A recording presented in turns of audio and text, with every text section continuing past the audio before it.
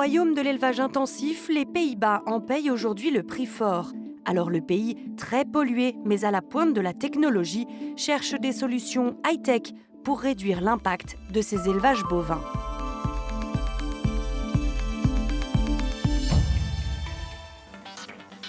We are not in a regular farm, we are in a research farm, dairy campus. And my job is to optimize diets of dairy cattle in order to reduce methane emissions. Cows produce methane because the microorganisms that live in the stomach of a cow, they degrade the feed, like the grass or whatever the cow eats. And in that process of degradation, they also produce methane, and that's being released by the cow in its breath.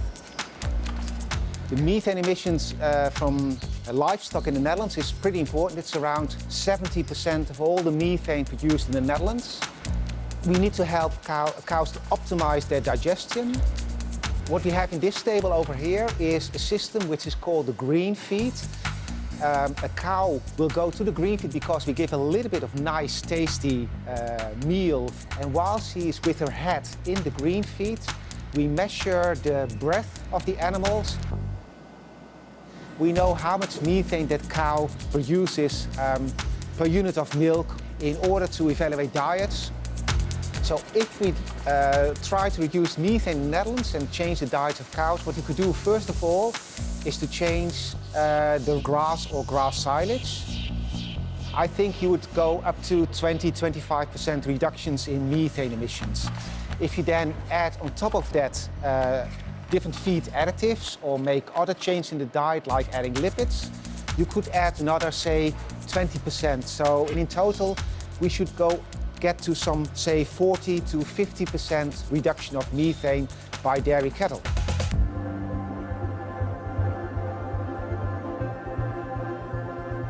Rendre les vaches moins généreuses en gaz, ça n'est pas une idée si farfelue. Surtout lorsqu'on sait que le bétail pèse pour 15% des émissions mondiales de gaz à effet de serre. Mais ici, aux Pays-Bas, le gouvernement doit gérer un autre problème urgent créé par ces 4 millions de vaches, une pour 5 habitants. La crise de l'azote qui vient des déjections des vaches, qui pollue les sols et les eaux. Le pays est littéralement inondé. Alors un projet un peu fou est sur la table, diviser par 3 ou presque le nombre de vaches dans le pays. Mais pour beaucoup d'éleveurs, ça n'est pas la solution. Des fermes high-tech misent sur la technologie pour sortir de la crise de l'azote.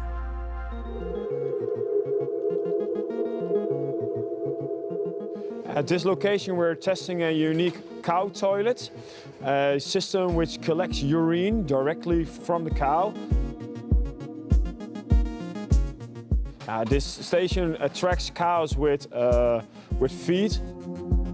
The toilet stimulates the nerve, which is a natural nerve between the udder and the vulva. The cow gets a natural reflex to urinate. It's something natural which is done by veterinarians over the years and years, where they want to collect a urine sample. The urine is directly collected, sucked from the toilet and pushed to a separate storage. And the farmer can use this as a natural fertilizer. Ammonia occurs when you have phosphate and nitrogen together.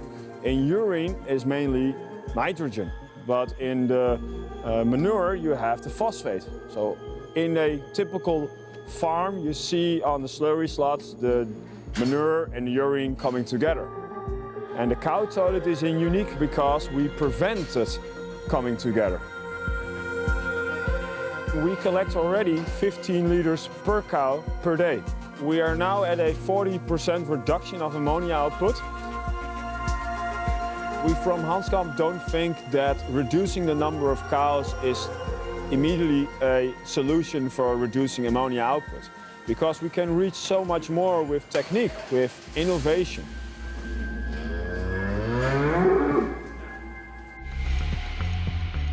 Today, the Dutch country is of course often known for its milk and cheese, and we expect that in the future the Netherlands will be famous for its plant-based foods. The Netherlands is really a hotspot for alternative meat products. We're trying to replace cows Rival Foods is a food tech startup that develops the technology to create the next generation of plant-based meat alternatives. We use plants as a starting material. So you have beans, you have pulses, soy, pea, faba bean, wheat proteins. Those we grind and we create a powder. We add water to the powder so it becomes a kind of dough. And that we put into our machine. It's like a pressure cooker with the rotating part. So we apply temperatures and pressure and we rotate to align proteins so that we can create the texture and juiciness of meat.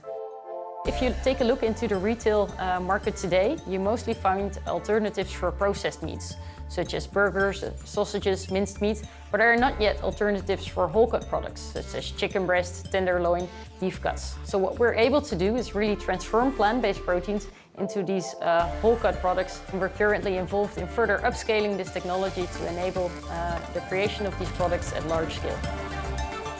We need to change our eating habits, but also the way we produce our foods.